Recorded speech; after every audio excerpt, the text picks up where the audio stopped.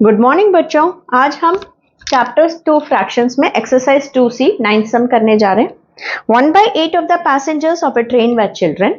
If there were 40 children traveling in the train on a certain day, how many adults were there in that train on that day? मतलब यहाँ children का जो fraction है वो दिया गया है और चिल्ड्रन जो नंबर्स में है वो भी दिया गया है और हमें एडल्ट्स पूछा गया है। अब तक के समय कुछ टोटल दिया होता था और उसका फ्रैक्शन हमें निकालना पड़ता था, लेकिन इधर जिसका फ्रैक्शन दिया है उसी का नंबर भी दिया हुआ है। सो ये नेक्स्ट टाइप ऑफ सम्स है, ये दोनों ऐसे ही होंगे, ये सम और ये सम एक जैसे ही है। इसका मैं एक ट्रिक बता देती हूँ आपको।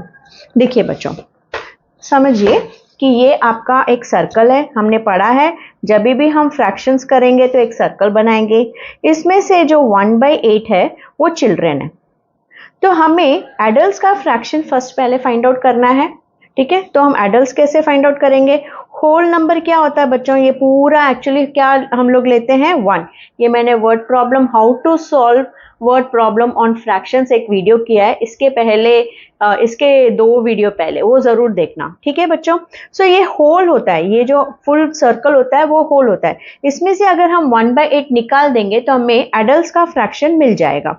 ठीक है, तो पहले वो स्टेप करते हैं। Therefore, adults in fraction is equal to 1 minus 1/8। अब इसके नीचे कुछ नहीं, मतलब 1, तो हम एलसीएम निकालेंगे, इंटू 8 करेंगे और ये इंटू 1, तो 8 minus 1 ये हमें मिल गया 7/8। बरोबर, ये हमें फ्रैक्शंस मिल गया। अब हमें पूछा है how many adults were there in that train that day, मतलब एडल्ट्स कितने थे वो जानना है। क्योंकि यहाँ नंबर क्या दिया है, ये हम एक टैबुलर कॉलम बना लेते हैं बच्चों और इसे समझते हैं ये फ्रैक्शंस के रूप में है और ये नंबर्स के रूप में है और ये चिल्ड्रन और ये एडल्ट्स।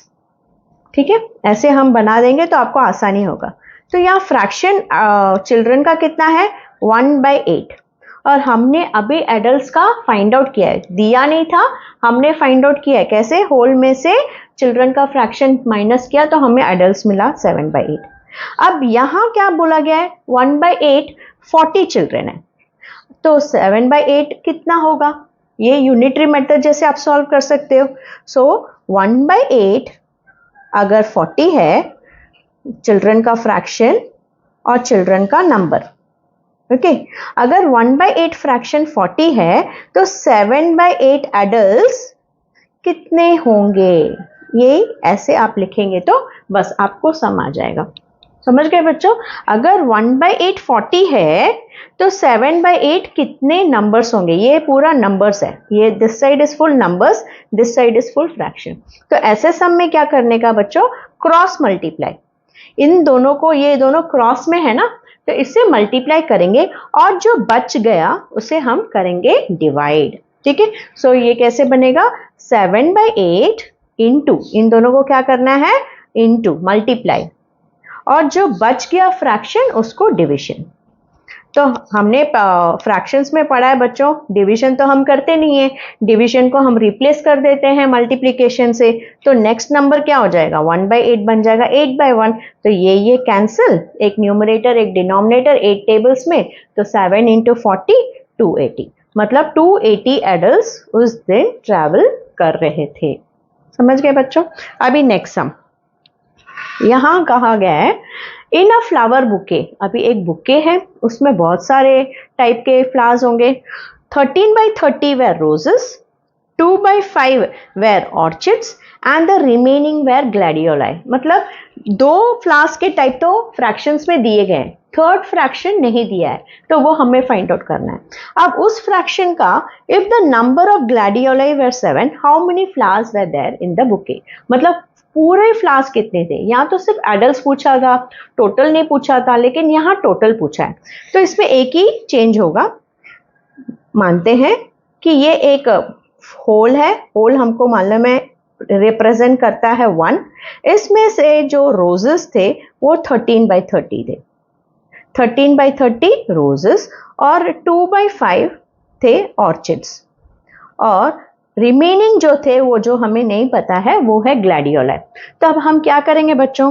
पहले इन दोनों को ऐड करेंगे, फिर ऐड करके 1 में से माइनस कर देंगे, माइनस मतलब बाहर निकालना, तो क्या बच जाएगा, हमें ग्लैडियोलाई का फ्रैक्शन मिल जाएगा। तो ये हमारा फर्स्ट स्टेप होएगा, add whatever is there inside the circle and subtract it with 1 so that we get the fraction of gladioli.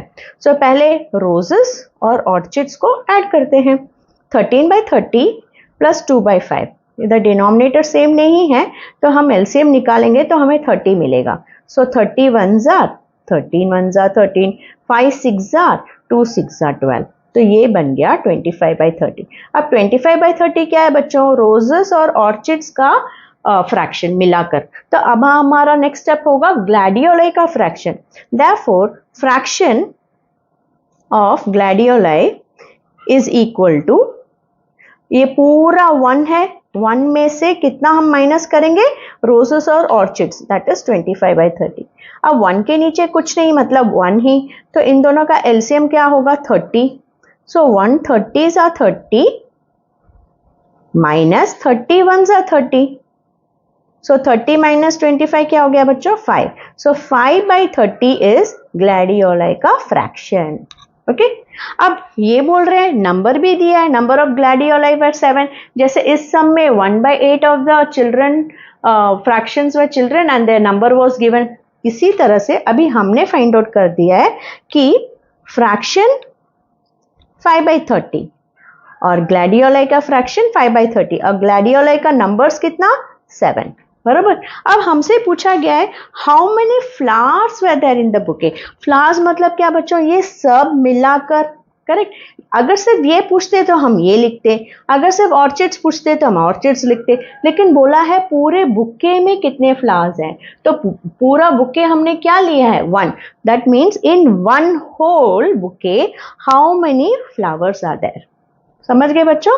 5/30 fraction ग्लैडियोलाई का, ग्लैडियोलाई एक टाइप का फ्लावर है, उसको फ्रैक्शन में इधर लिखा है और 7 ग्लैडियोलाई फ्लावर्स थे, लेकिन ये सिर्फ ग्लैडियोलाई है। ये पूछ रहे रोजेस और ऑर्चिड्स को मिलाकर कितने फ्लावर्स हैं। सो रोज प्लस ऑर्चिड्स प्लस ग्लैडियोलाई, ये सारे मिलाकर कितने फ्लावर्स है बुके में, तो ये होल हो गया।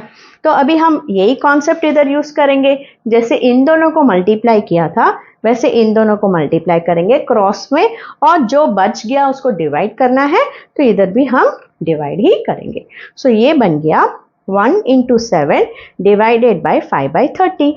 Therefore 1 into 7 डिवीजन क्या हो जाता है बच्चों, मल्टीप्लीकेशन। तो नेक्स्ट नंबर क्या होगा, रेसिप्रोकल, 30/5, 5 6 are 30, एक न्यूमरेटर एक denominator, 1 7 are 7, 7 6 are 42। So total flowers in the bouquet is 42।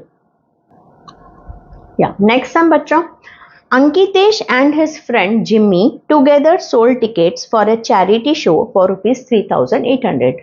मतलब अंकितेश और उसका दोस्त जिमी दोनों ने मिलकर इतना 3,800 रुपीज का टिकट बेचा है। If Ankitesh sold 1 3/8 times as much as Jimmy sold, how much did each of them sell the tickets for? मतलब अगर अंकितेश ने 1 3/8 टाइम्स जिमी ने जितना सोल्ड किया उतना उससे ज्यादा टाइम्स, टाइम्स मतलब more, correct, times means multiplication, more times. इस सेंटेंस से साफ जाहिर होता है कि जिम्मी ने कम टिकट सेल किया और अंकितेश ने उससे 1 3/8 टाइम्स ज्यादा सेल किया। तो जब हमें पता नहीं कि जिमी ने कितना सोल्ड किया तो हम ये नहीं बता सकते अंकितेश ने कितना सेल किया। तो हम अगर जिमी का x मान ले, क्योंकि जिमी ने ही कम सेल किया है, तो हम इसको बोलेंगे 1 3/8 times as much as Jimmy, मतलब 1 3/8 x। फिर हम फाइंड आउट करेंगे दोनों ने each of them sold tickets for how much worth. तो हम इधर लिख लेंगे अंकितेश एंड जिमी दोनों ने मिलकर 3,800 रुपीज का टिकट्स सेल किया है, ठीक है।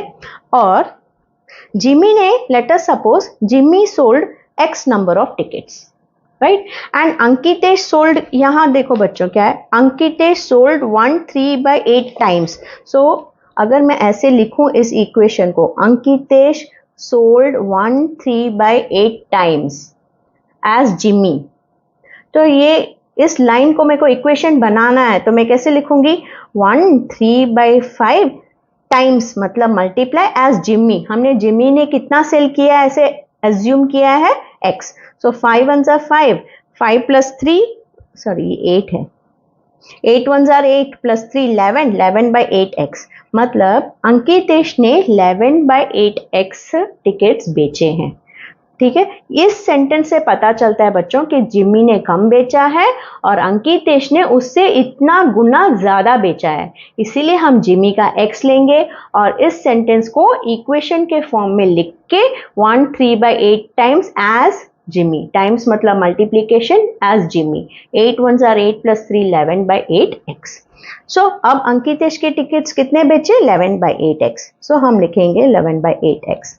लेकिन इन दोनों ने मिलाकर फिर कितना बेचा है वही 3800, तो मतलब इधर मैंने अंकितेश का टिकट्स बेचा हुआ लिखा हुआ है, जिम्मी ने कितना बेचा और दोनों ने मिलाकर कितना बेचा, बस इसे लीनियर इक्वेशन के जैसे सॉल्व करना है। अब इसके नीचे कुछ नहीं मतलब 1, तो इन दोनों का एलसीएम क्या हो गया बच्चों 8, तो हम 8 लिखेंगे। 8 1 जार मतलब 11 1 जार 11x, 1 8 जार मतलब x into 8 8x equals to ₹3800। 11x plus 8x हो गया 19x और डिनोमिनेटर में एक ही बार आएगा और x का अगर हमें x फाइंड आउट करना है तो x को इधर रखेंगे और 19/8 इधर एक्चुअली 19 इंटू x है, कोई साइन नहीं, 19x मतलब क्या बच्चों 19 इंटू एक्स, प्लस तो है नहीं, 19 प्लस एक्स तो 19 प्लस अलग से दिखाएंगे, यहाँ इन दोनों के बीच में कोई साइन नहीं है मतलब ये मल्टीप्लिकेशन है। सो जब हम मल्टीप्लिकेशन इधर करेंगे साइन तो हमने चेंज नहीं किया, इधर मल्टीप्लाई है इधर भी मल्टीप्लाई ही लिखेंगे, तो 19/8 क्या बन जाएगा 8/19। फिर हमें पता है अगर हम डिवाइड करेंगे 19 को 3800 से, 19 2 जार 38 और ये 2 0 जो है इसे कैरी ऊपर करेंगे 200, सो 19 200 टाइम्स, सो x की वैल्यू क्या आ गई 1600 रुपीज। और x हमने क्या लिया था बच्चों, जिम्मी ने इतने टिकट सोल्ड किए थे, हमने अज्यूम किया था let Jimmy sell x number x amount of tickets, so Jimmy ने 1600, ये x ही तो है, x is equal to 1600, so Jimmy sold 1600 rupees worth of tickets. अब अंकितेश की बारी है। अंकितेश का हमने क्या लिया बच्चों 11/8x और 11/8x मतलब इन दोनों के बीच में कुछ साइन नहीं है मतलब इनटू, सो इनटू x, अभी x की वैल्यू जो इधर हमने फाइंड आउट की है वो लिखेंगे, करेक्ट। सो इधर 8 को 16 से डिवाइड करेंगे तो 8 1 जार 8 2 जार 16, फिर 2 0, अभी 200 इंटू 11, 200 इंटू 11, 11 0 जार 0, 11 0 जार 0, 11 2 जार 22, so 2200 rupees worth of ticket Ankitesh sold. ठीक है, ये अंकितेश ने सेल किया। अब हम क्रॉस चेक भी कर सकते हैं, देखिए बच्चों इन दोनों को ऐड करेंगे तो हमें वही 3800 मिल जाएगा, तो क्रॉस चेक करके हम आंसर कंफर्म भी कर सकते हैं। इसी के साथ हमारा एक्सरसाइज 2C कंप्लीट हो चुका है। नेक्स्ट चैप्टर चेकअप, और मैंने फर्स्ट चैप्टर में भी कहा था बच्चों कि अगर आपने मेरा हर एक वीडियो देखा है तो ये सम्स आपको खुद ही आना चाहिए करने के लिए, तो आप ये असेसमेंट की तरह एक टेस्ट की तरह लिखिए एक सैटरडे संडे को जब भी आपको छुट्टी हो, और फिर अगर आपको किसी सम में डाउट हो तो मेरा वीडियो देख के आप वो सम सॉल्व कर सकते हैं। आपके लिए इतना ही, बाय, थैंक यू।